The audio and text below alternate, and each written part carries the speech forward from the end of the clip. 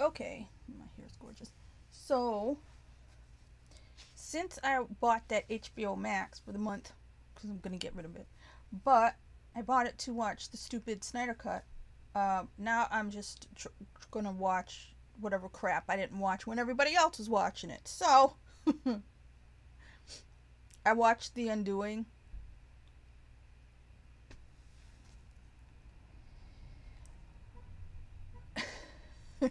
It is.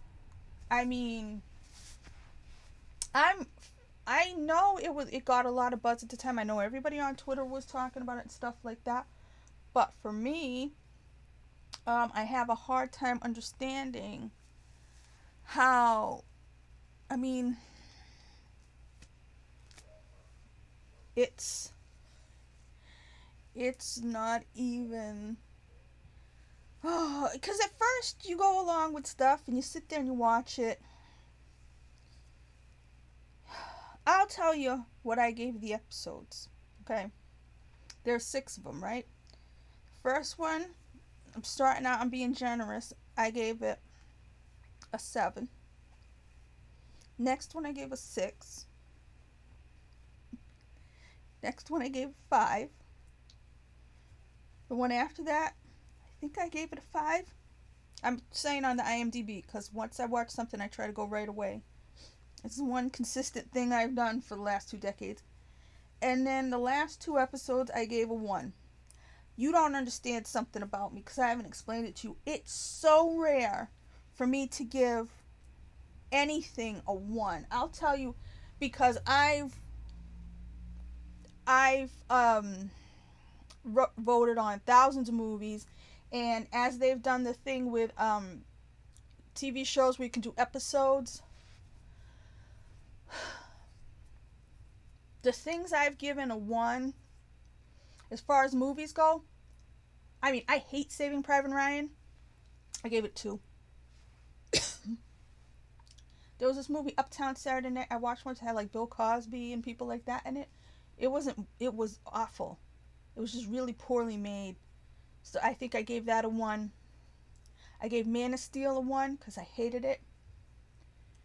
I think I gave Salo, the Pasolini, because I think that movie's just a psychotic person made a movie to torture an audience with. If I had a 0, I would give that movie a 0 because it shouldn't exist. Other than that, off the top of my head, I can't think of ones. Now, another person would say, well, if you give, 500 tens, you should give 500 ones. I'm not like that. I haven't given 500 tens, but I've given a lot of tens in my time. Because in my mind, some movies go to 11, which obviously you can't give it an 11, but you know what I mean? And most movies, like I said, I grade things, and when I start at 10, that's an A plus. I mean, there's some movies that are A plus plus, but a 10 would be A plus. 9 would be A, A minus. 8 would be B minus, right?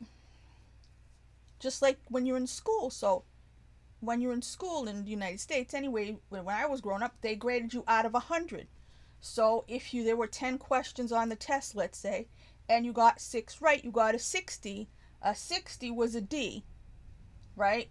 And below that would be an F. So that's how I grade movies. So for me to really give a movie a 5, I have to think it's a failure, at least. But when I give a 5, I've always said a 5, if I'm recommending to people, I'm saying this movie is a 5 out of 10, that means you decide if you want to watch it or not.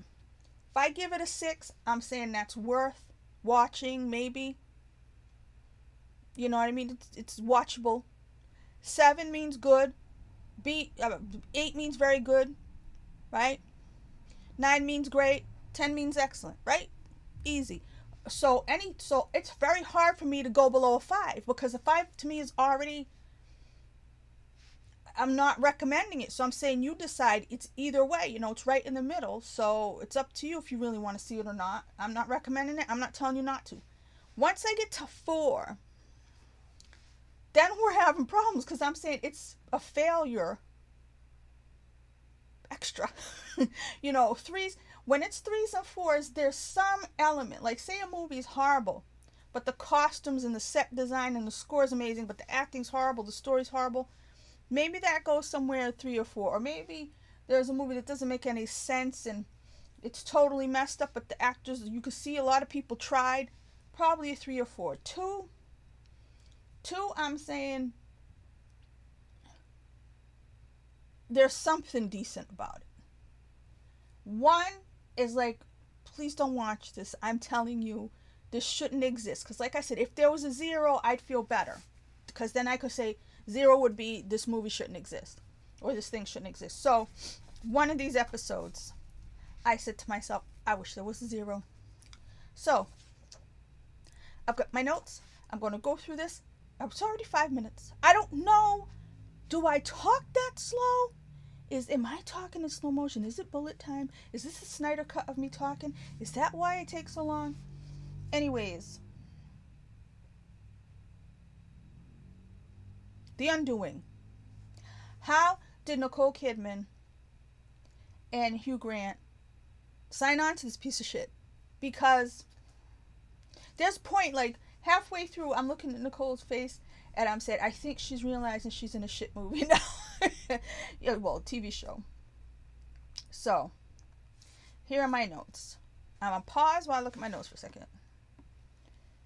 Okay, first on my notes, I've got Noah Jupe. I really like Noah Jupe in Honey Boy.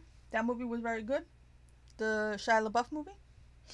I have not seen, I believe he was in Jojo Rabbit. I have not seen that. That is on HBO Max. I intend to take a look at it. Nicole Kidman's face. These are my first impressions of this show. Nicole Kidman's face. I don't know what she's done to her face. It also looked like she had like braces on or something, because it was making her talk funny sometimes. But yeah, her face, she doesn't look right anymore. And I don't even know if she's older than me, if we're the same age, if she's like a year older than me. But she's been putting stuff in her face for far too long. And there are some scenes where she just looks like a candle, you know. Then there's a lady in there who I recognize as one of the witches from the witch program. American Horror Story. She was the one that was obsessed with Stevie Nicks. So the premise is that what you're first seeing is Nicole Kidman and Hugh Grant are married, and they make an okay couple, I guess. You know, I don't think that she's that much out of his age range, but he looks way older. He's starting to look like a leather bag himself, so I don't think she would look like a leather bag, save for the whatever's in her face, but it looks weird. And then, okay, so she's a mom, and she's a psychiatrist. Spoilers! Why can't I say spoilers in the beginning? I'm pretty much always going to talk spoilers. If I'm reviewing something, there's no point, unless I really don't want people to know.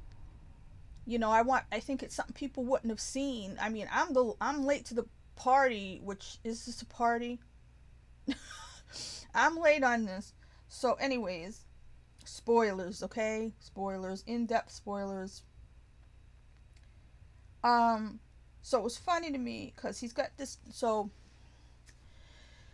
she's got the husband, he's a doctor, she's a psychiatrist, he's a doctor, an oncologist, a pediatric oncologist, she's a psychiatrist, and we see her like helping people with their relationships or whatever. And so you understand the situation. They have the young son, Noah Jupe, who is such a cutie. Anyways, so she's in this group of snotty, you know, New York women's, and there's some kind of group, I didn't even understand what the group was, but it was some kind of mothers group. So come to find out later on, I realized it's a group of like moms from the school, the private school that the kids all go to.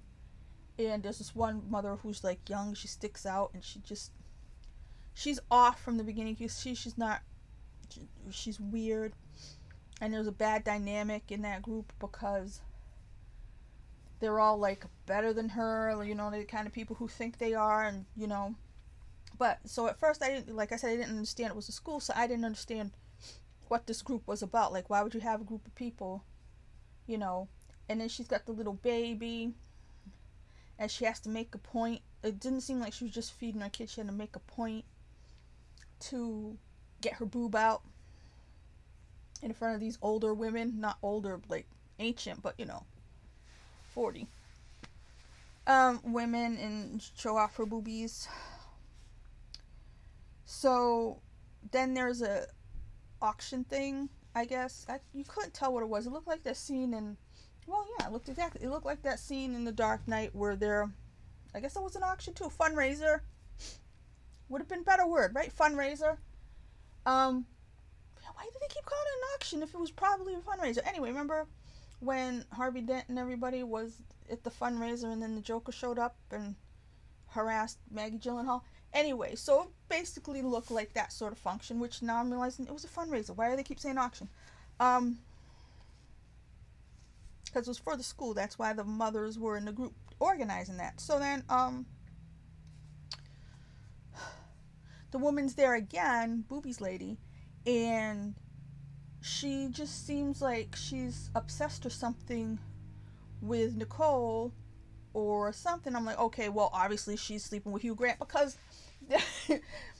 I mean, how I don't know, was it 35? Is that the point where you watched, especially if you're a movie buff and you watch a lot of TV, where you found all the plots and, foreshadowing is too obvious? So it's like, okay, so she keeps leering at Nicole Kidman, so it's because of Hugh Grant, obviously. And then she's in the bathroom, and somehow Nicole ends up in the bathroom with her, and then she's like, you're so kind, and she like kisses Nicole up later in the elevator, which is weird, and she felt weird, and everything was weird, and it was overly weird. And then she leaves because she didn't feel right there, and Nicole feels bad for her for some reason. And then the husband takes off because he's got to do emergency surgery. I'm like, come on. Are there people who do they think when they make the movie like this, or they make the show like this, do they think people are really not going to already understand that he left to go find her because she left and there's no freaking operation? Because it's so obvious before anything happens. You don't even remember the chick's name. You don't remember his name. You don't remember anybody's name, but you can already tell that he's sleeping with this girl. He just went the minute she left. So then I think the next thing you see is him in bed with Nicole. Supposedly he lost his patient that he was supposed to be operating on. My candle went out. I'm not on fire. So yeah. And then the next morning, that lady, Boobies lady, is found murdered. And I'm like, so he murdered her? What did he murder her for? Because they were cheating, he had to murder her? I'm like, all right, so, half of the episode in, if you've got a brain, if you watched another show, if you understand why they would have cast Hugh Grant, the point is, okay, so Hugh Grant murdered this lady he's having an affair with. Now I gotta sit through 5.5 more episodes. Or 5 more episodes. I don't know if this was the halfway point yet. Where is it? Hang on. Let me pause this. Yeah, so I think the lady, I think that was maybe at the end of one. I should have done it all along, but I didn't want to. So anyway, so then she's dead, and obviously he did it. And we gotta go 5 more episodes. But what I found interesting was they were all acting like it was weird because the girl got naked in the gym and just walked up and started talking to Nicole Kidman when she was totally naked, which should have been creepier than it was. It was just like, this girl's weird, You're supposed to be creeped up, but it's like, she's weird. And then the kid, there was this, like, I want to call it a running gag because it kept making me laugh, where Noah Jupe kept scaring Nicole Kidman. I think he scared her like 3-4 times. Like, you scared me. Oh my God. Like 3-4 times in a 6-episode thing. And it was supposed, whatever. I don't know if it was supposed to be, oh, she's so high strung or she's so nervous. Whatever. It was stupid. Anyways, the other girl the witch from the Stevie Nicks witch lady. She's just seemed gossipy.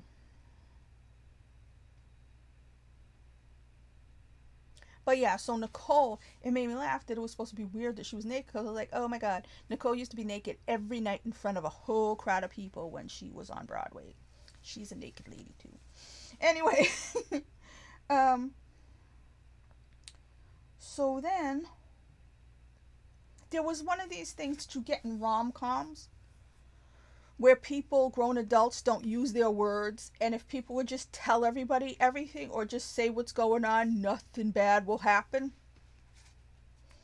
But they've all got to, I'm going to keep my mouth shut for no apparent reason. Or I'm not going to say what's going on for no apparent reason. This is like rom-com shit so that there can be misunderstandings and hijinks in a rom-com, which is fun. In a supposed murder mystery, which isn't mysterious, they just kept doing that. So yeah, so even the police detectives, they want to talk to Nicole Kidman. They can't talk to her where they are. They gotta go to the police station. They can't talk to her because she went to her dad's house. Donald Sutherland, right? And I'm like, poor Donald Sutherland's trapped in this movie, TV show. See, I keep doing that. These are movie actors, so I don't expect to be talking about TV crap. Anyway, so they make her go to the police station. Like they forgot their tape recorder or something. I'm just like, what? Okay, I never been arrested, but in all my history of watching, for the whole pandemic, I have watched Law and Order SVU because it's on all the time. I must have watched it 3 times over by now because it plays every Saturday. I've been watching it all day. Anyway, I've never seen them insist on you going to the station to ask you preliminary questions unless they were going to arrest you. Anyway, so Nicole's sitting there and she's like, not answering their questions, covering up for her husband, not even knowing anything's going on. She knows she's in the dark. I'd be like, what kind of stupid broad is she? She's like a ditz or something, because she's supposed to be a psychiatrist, and clearly there's crap going on. Her husband's been hiding from her because he's missing. He disappeared. He's now supposed to be in Cleveland. He's not in Cleveland. He left his phone behind. He ran. So, like I said, we know he killed her already. He ran. And she doesn't know what's going on. She sits there like an idiot. Oh, I can't reach my husband. He's supposed to be in Cleveland. He's not in Cleveland. There's nobody by that name in all of Cleveland. Except the one guy in the hotel who's not him. And, well, I guess I'll just sit here like an idiot. Instead of asking the police guys, what are you asking me for? What do you know? Because I don't know nothing. Oh, yeah, he left. He left his phone. Why not just volunteer all the information so that you could get some information back? Because you know what the hell's going on. But she's like, why would you be silent and covering for a husband who took off? Because if you don't think he did anything wrong, you'll be like, oh my God, can you help me? I know you were questioning me yesterday, but my husband's gone. Maybe he's dead. Oh. If you really thought he was innocent, you'd be like, cops, help me, my husband. Maybe he is deceased. Maybe everybody's being murdered in this town. Can you find him for me? No, she's just acting like an idiot in the interrogation room. Kind of look like a locker room, but...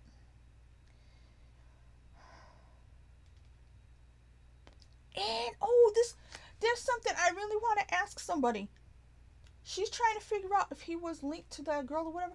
She's going through his clothes in the closet, and you know how people look in movies? Nobody looks like this. Nobody goes like this, shuffles everything, and makes a mess of it. You look for stuff, you pick it up so you can see if stuff. She's ransacking the closet in the stupidest way, looking for stuff. She finds a scarf and a bottle of perfume in a bag in his pocket, or in a pocket of a jacket. Explain why there's a bottle of perfume and a scarf in someone's jacket that's not theirs. Who walks around with a bottle of perfume in their pocket? Nobody does that. And who walks around with somebody else's incriminating perfume in their pocket? I don't Anyway, so this is what I'm saying. There's so many things that don't make any freaking sense, and yet she's just like, I don't. Was she believing her husband? Did she think he fell in the toilet and got flushed down? Where does she think this man is? She's half covering for him, not even knowing what the hell is going on. And she's a psychiatrist. When movies do this sometimes, and you're like, who's stupid? Is it the writer? Who is the dumb person who thinks that their audience is stupid enough to sit there and you're telling us these people are doctors, meaning they went to medical school, meaning they had to study science, and you have them dumb enough that they're sitting there and they're acting like, what? 2 + 2 is 4? I had no idea. And they're just doing the dumbest things. They're doing things that don't, not, they're so nervous because they're murderers. Just, they're like, what are you asking me for? Because you've watched a movie, you've read a book, you know that they asked the... Everything these people didn't make any sense to anybody who knows anything. And they acted like babes in the woods. What do you mean? What do you mean? What are you asking me for? Why? What? You mean I can't... You could go to jail for that? You could arrest him for this? What? What?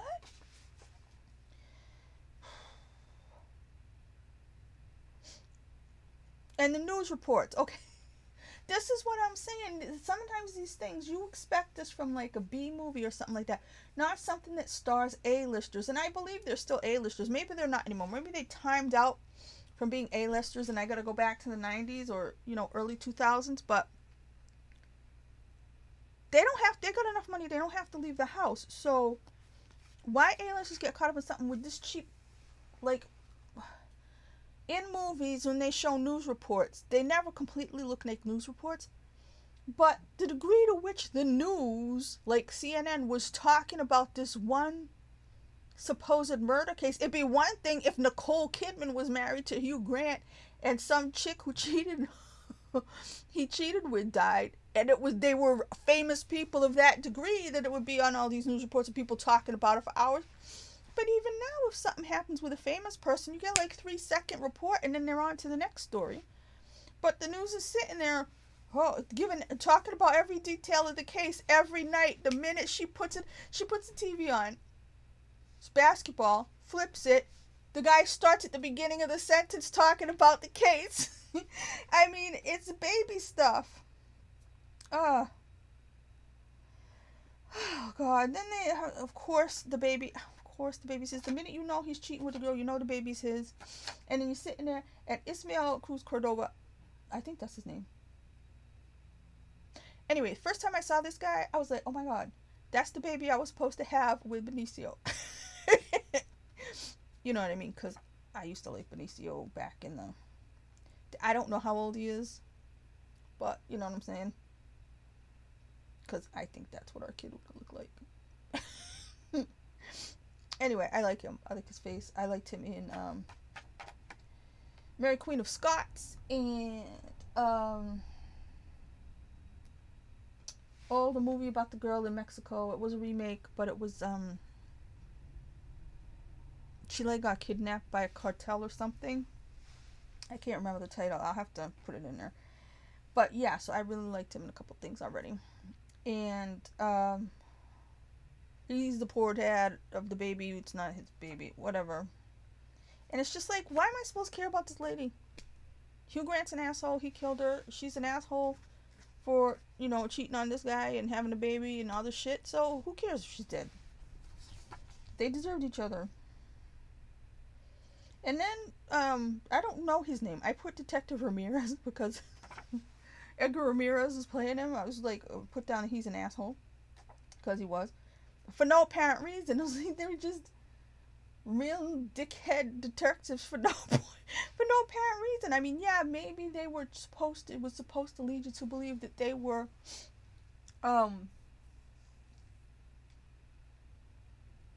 trying to be, you know, interrogating her without her realizing they were interrogating her. But the whole time she was acting like a guilty person, a guilty party. And if that was supposed to be because they were supposed to be setting us up to not know who killed this woman,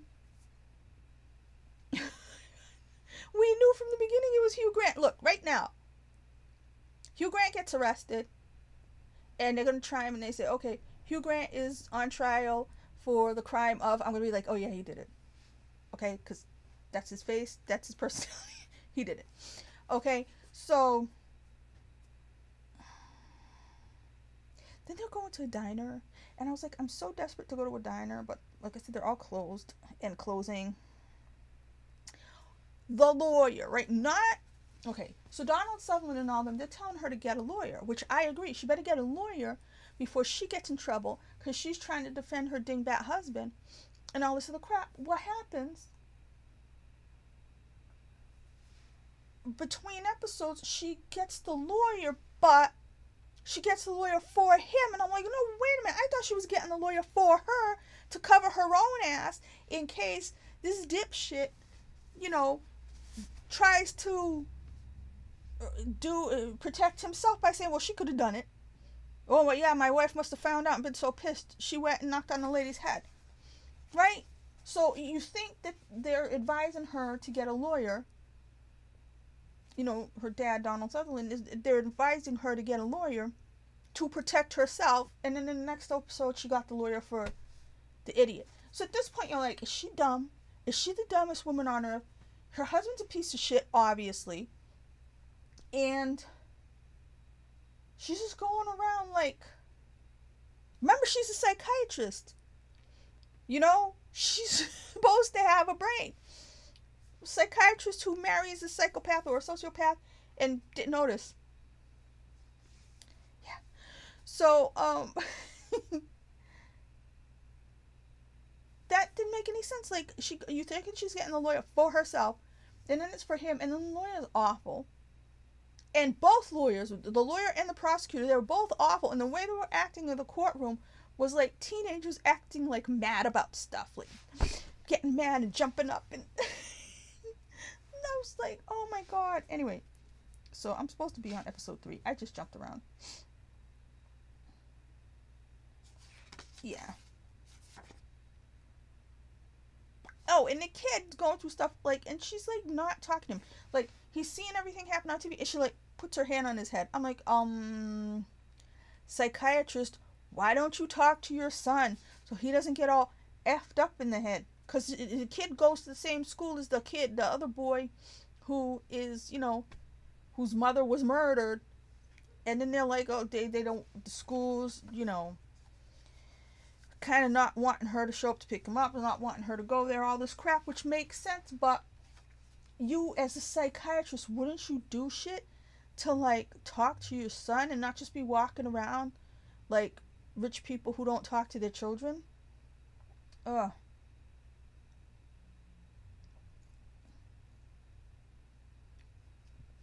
No, lawyer's like, I prefer my clients guilty. Oh, because he got the public defender at first. I hated that guy. Oh my God, I hated that guy. I was like, why is this guy... I don't know why I hated him. I was just like, oh my God, he's awful. So you got the public defender at first. Yeah, and these people in the middle of a murder investigation. It's all over the TV, right? And what are they doing? She meets the public defender in a diner. She meets her husband, outside in, like, what was it? South Street Seaport? I couldn't tell where that was, but I was like, what? They're just in total public where anybody could take their picture with their phone and sell it to the tabloids or whatever. They're just out in public everywhere, having their meetings where they're going to talk about what's going on about this murder case, just with everybody around. One thing I like, the jail, that he went to normal jail and was there with everybody else, I kind of didn't like that. And of course they had to say no touching, just to make me laugh.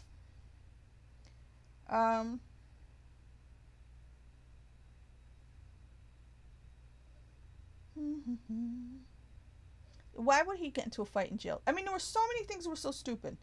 Then this is when you start getting into the real stupid, and the lawyer starts talking about that she got hired to create muck. That's when I was like, I thought she was her lawyer. It didn't make sense. So,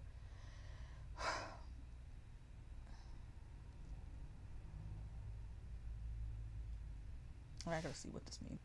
So at some point, I started really getting bothered by Nicole's teeth, and I'm like, why is she talking like that? Because if I mean, look, the rest of us, if we have to go to cheap dentists or whatever, and we can't talk right because we have some cheap stuff in our mouth, it's one thing. But I was just like, how much money does she have that she's talking funny? I don't know. Anyway, okay, so these people are supposed to be poor, right? You know, the dead lady and her husband and the kid. But for all intents and purposes, watching the show, it looked like they lived around the corner from each other. Because Nicole Kidman's going for a walk. She's walking past the studio that this woman works at. The kid can run there from their apartment instead of going on a school bus.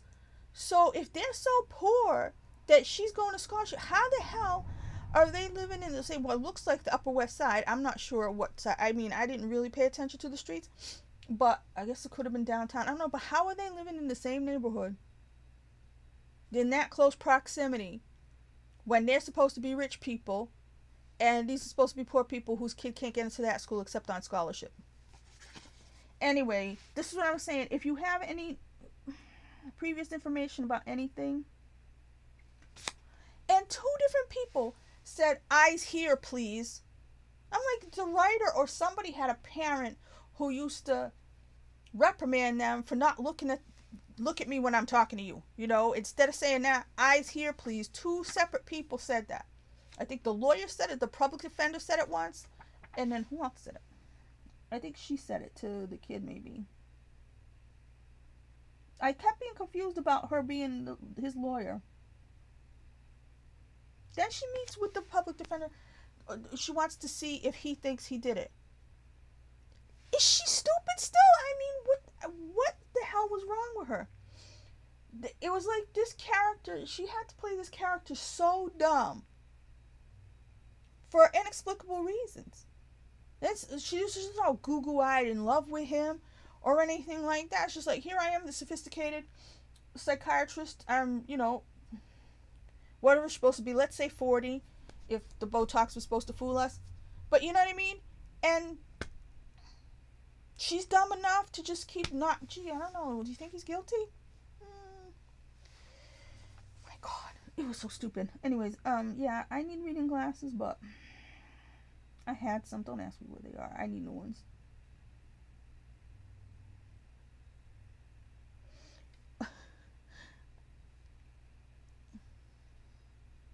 One point, Donald Sutherland saying something. Oh, they're talking about the word cocksucker. And he says something about the phrase being used in a certain way. He's like, I mean it in the old way, not the way that means gay belittlement. And I'm sitting there going, gay belittlement? I'm like, I don't know. It's always meant both, hasn't it? For old people, young people. It always meant both. I don't know. Now, I mean, gay belittlement. I just sat there and I was like, what the hell just happened? Oh, and then she passes out, right? Like in the park. And all these people come around and stand and look at her. Now, in real life and in the movies and all the other TV shows in the world, somebody passes out and drops on the floor. Everybody doesn't just stand around and look at her so that the drone or crane or whatever can get the perfect shot of her laying there like this without somebody checking her pulse. Is she breathing? Call 911. Somebody, is there a doctor? Help us. No, everybody just stands around and walks there and looks at her. But nobody leans over because, like I said, you wouldn't be able to get that perfect shot coming from above. I'm telling you. Everything, it seemed like amateur stuff from a first-time director or something. And I look at the end and I'm like, David E. Kelley. I'm like, wow, you know what? I know that's Michelle Pfeiffer's husband. I know that I used to see him all the time on all those award shows because he did all those shows that I never ever watched. And I'm saying to myself, were they all this bad? Because it says created by. I don't know if he sat there and wrote these screenplays, but I was just like, oh my God, this is so. I mean, at some point you have to be like, okay, here's a doctor who's an oncologist, pediatric oncologist. You have a psychiatrist. They're well-to-do. And they seem to be mentally challenged. Because every step of the way, they're not knowing what to do in such a way that they're like, they've never heard of the justice system, or they've never heard of detectives, or they've never heard of, oh, if you do something wrong, you can be charged.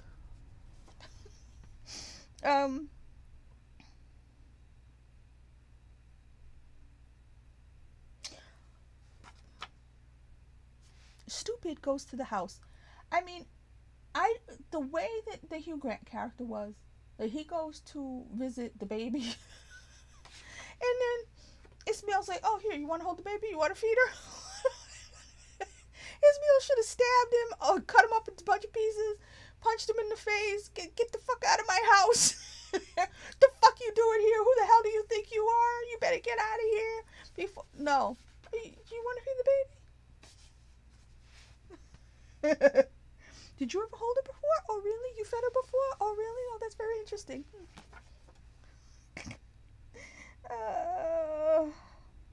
This is when I was just like, these people, they're mentally challenged.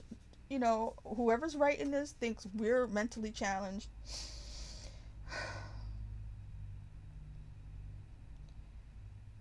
Oh my God. Yeah, and he was going all over the place. And then when she did pass out, he's like running through the town, and he goes, I'm like, I don't know why they let him out of jail in the first place, because he hadn't been tried yet. He had a ton of bail that he was supposed to have to pay. But still, I mean, why is he running all over the damn place? And it was like perfectly normal. It just didn't make any sense to me. Oh, what episode is this? Is this still 4? Yeah, there was Camera Shake. Connie Chung. I mean, it's when I saw Connie Chung, I said, is this supposed to be set in the 80s or something? Because there wasn't a damn thing about the show that said this is set in the 80s. Okay? So 80s, 90s, no clothing, no nothing, no music, nothing to give you a hint that this is set at a different time. Like I said, but no, they all had cell phones. They all had smartphones. No, it wasn't set in the 80s. All right. Why the hell Connie Chung?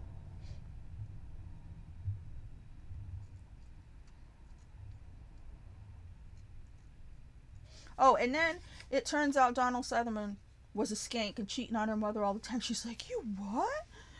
You what? Oh, you what? A psychiatrist listens to the clients we were seeing were relationship people. These weren't people coming in, I got schizophrenia. These were people in relationships. And what? My father cheated on my mother constantly? What?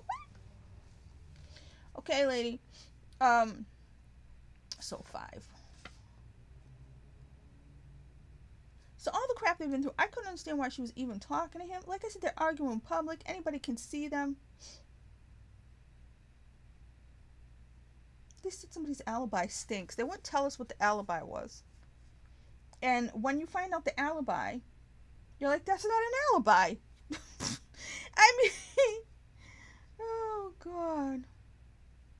Oh my God, the lawyer, they're like practicing for the trial or whatever. And they're in the room with the lawyer, and she's like, take his hand. And she's like, what for? Take his hand because I said so. It was just the most. I was like, who wrote this? Who does this? Who talks like this to other people?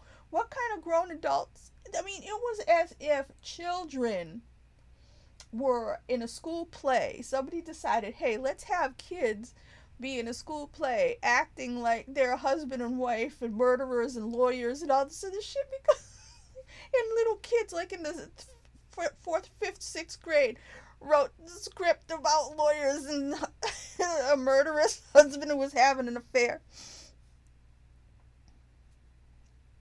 And then in the courtroom, right, the lawyer, again, I'm sitting there, and this has happened to me watching shows before, and I say to myself, you know what, I know everybody's supposed to hate lawyers and stuff, but they get too unrealistic, because if somebody's on trial for murder or something, and then the lawyer portrays themselves in the courtroom as such a douchebag, I'm like, why would a lawyer do that? Because you're trying to make the jury want to be on your side and your client's side. So why are you acting like a jerk to make all the jury think you're a piece of shit? You're just acting like a douchebag. The jury's gonna be like, eh. You know what I mean? And that negative feeling is going to flavor your situation with your client. I don't.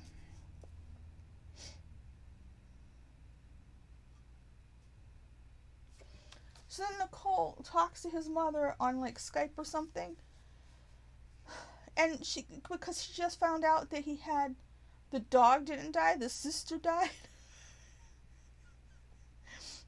I think somebody watched, what was that awesome series, the documentary? Was it The Jinx? Was that the name of it? That guy was brilliant. And I think somebody said, let's try to make some. Oh no, the other one, The Staircase. Both of them, put them together because they were both brilliant. I love The Staircase guy. I love both guys. I like villains.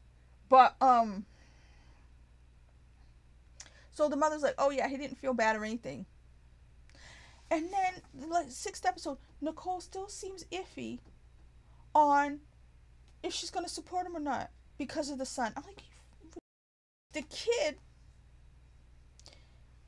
put the murder weapon in his violin case. I'm like, yeah, call the police. At any point in time, people need to call the police. And I'm like, I'm sorry, I don't know what world I grew up in, but I would never hide. The minute I found a murder weapon, I'd be like, 911, ding, hello, hey, guess what? You know what? Murder weapon. Don't say I held it for 2 seconds. Don't say I sneezed on it. Get this thing. Get your DNA shit. I don't want to be near it. I don't want to touch it. I don't want to look at it for too long. I don't want my eyeball prints on it. Nope. So she's just, it's ridiculous. Then, they had gone to the summer house, which is on the beach somewhere. And that's where they went to get away. That's where he came back and attacked them, or attacked her, and she called the police and all this stuff. And then this is where the son found the murder weapon and put it in an outdoor fireplace. Or he had put it in an outdoor fireplace. The son found it in an outdoor fireplace. The kid is on the beach, and for no apparent reason, just starts breaking apart this old outside fireplace and finds him. Why would you are a kid on the beach. What spidey senses told him to go, oh, there's a murder weapon over there in that pile of rubble? He just goes right over to it and starts. What led him to do that? There were no clues. You know what I mean? Did he see blood or something? Oh, look, the outside fireplace. Let me just go like this until I come up with something. This is what I'm saying. You have to think your audience is stupid. You have to be stupid. Everybody got to be stupid for anybody to think this is good. And I swear this thing was nominated for awards. If anybody won something, oh my God. I'm not giving any of the Emmy people or the SAG people or anybody who would have nominated this, and I haven't paid attention all year, so I don't know if it won anything, but if it did, if it was nominated, everybody needs a smack. I keep messing up my papers. I mean, look at these notes. I mean, I write, this means like I'm a, wait a minute, I can't even see. This means like I'm a happy crazy person, right? Because they're going up. Yeah, so when they show the lawyer that they have this murder weapon, the whole scene is ridiculous. I'm like, how can anybody watch this? Deserves a 0. How do I not have a 0 on the IMDb? Look at this moronic scene with these moronic people. You mean they can charge Henry? He hid a murder weapon for his dad? And they might charge him with something because of that? Are you for real? What kind of people think, oh no, our son had a murder weapon, they won't say anything. They'll be fine. I don't know. See, right here I wrote, these people are morons. I wish there was a 0 on the IMDb for this episode. How dumb do you have to be?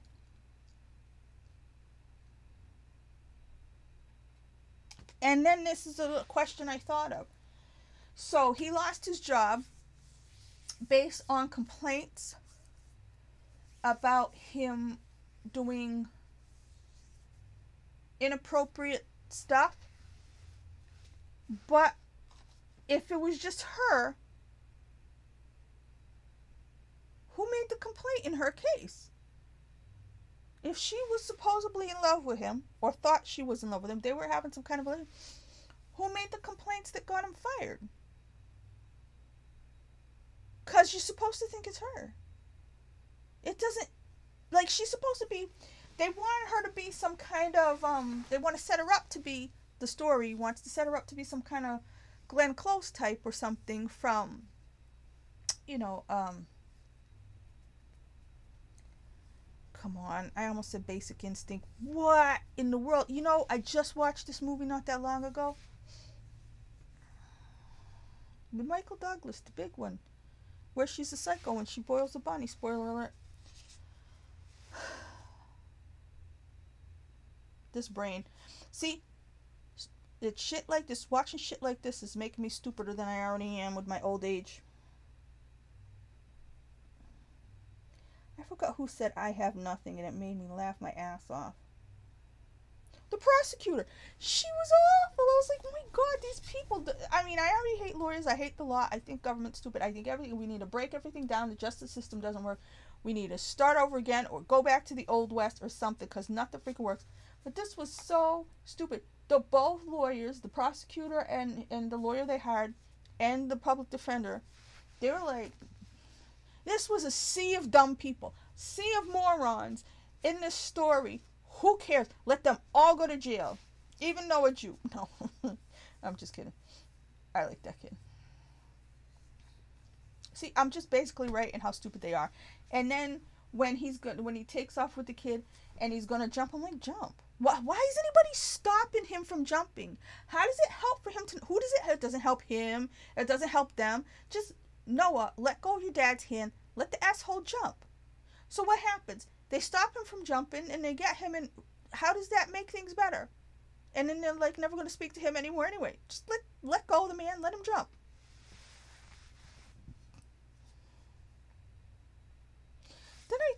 Did it just end like that? Because I'm telling you, it really couldn't have been stupider. Yeah, I remember thinking when it was the end and the credits came up, I was like, they didn't have like a little epilogue or what happened or showing something like 6 months later. You know, they'll say 6 months later and the kid will be back at school and maybe he'll be, you know, he'll say hi to the little boy, the Alves kid, which probably Alves, but whatever. I'm not going to complain about that. Yeah. It didn't make any sense. How long is this? 48 freaking minutes. What is wrong with me? And I can't cut out anything because I talked the whole time. I talked the whole time. I'm telling you. That was 6 episodes. But it was terrible. It was a hot mess. I don't know if I went and gave it a number. I was going to overall give it like a 3 or a 4. But for the episodes, like I said, those last 2 episodes I gave a 1, and I really wished I could have gave that last episode a 0. It was so stupid. The people, the characters, nobody is as stupid as these characters were supposed to be. The audience is as stupid as we were supposed to be to go along with this crap and buy any of it. It's trash beyond trash. I mean, it makes soap operas look like Shakespeare. How did these people end up in it? And the funniest thing was, a long time ago when I saw the poster looked so embellished, like they were trying to get rid of their wrinkles, or they were trying to airbrush it in such a way that they, you know, just made it look so false and just gross looking. Like, that's exactly what the show ended up being. It ended up being that ridiculous. You know, it's that ridiculous. I don't understand what it was supposed to be. I really didn't look up how many awards it won because, like I said, I don't want to know. But it just makes me wonder how. I know there's talented people in this world. I know every year. NYU, USC, UCLA, these places, Juilliard, these places churn out kids who want to be writers and want to be directors. I mean, is just that the dumbest ones are being able to write stories and stuff? Because I know so many people just from watching the internet and seeing people talk about movies, people who are fans, and for whatever reason we don't end up making stories. We're too busy, or we don't have self-confidence or something, and then you watch something like this and you're like, why the hell didn't I write a movie? Why the hell am I sitting here watching this shit? Somebody paid a lot of money for that crap, and it's absolute trash. Trash. I mean, if somebody sent you the script, it wouldn't be worth the stamps. You know what I mean? Why is this happening? What happened to art? What happened to quality? You know, who is greenlighting, or who is paying or commissioning these projects? Who's putting the money into making them when clearly it was convoluted on the page? It had to be. And then the acting, like I said, there are these points where I'm looking at Nicole Kidman, I'm looking at Hugh Grant, and I'm like, okay, right here, they know their shit, and they're saying to themselves, how am I in this damn thing? You know? But those two lawyers, they weren't very good actors. The public defender, I've seen him before. And I was like, no. And like I said, Donald Sutherland, at one point I thought he was just going to get a gun and shoot himself from being in it. That little kid, Noah Jupe's great, though. And, you know, the other little boy was good, too. I don't know his name. But, it was just a horrible, horrible show. It was just garbage. No quality whatsoever. Like I said, 3 or 4 for the whole thing. And this was like the big deal. One of these big deal miniseries that everybody was watching. Everybody was gripped on Twitter, right? It just makes me look down upon my fellow man. Because there's no way anybody worth a damn could sit there and think that these people were making any sense. Like I said, how many of us have all watched Law and Order? All the people from the United States of America who've watched Law and Order for what? 30 years? And you're like, really? These people don't know that a kid hiding a murder weapon's not okay. Anyway, here's my hour-long stupidity. I can't believe that felt like half an hour. But I'm sorry again. I can't help myself. I just talk too much. Okay, bye.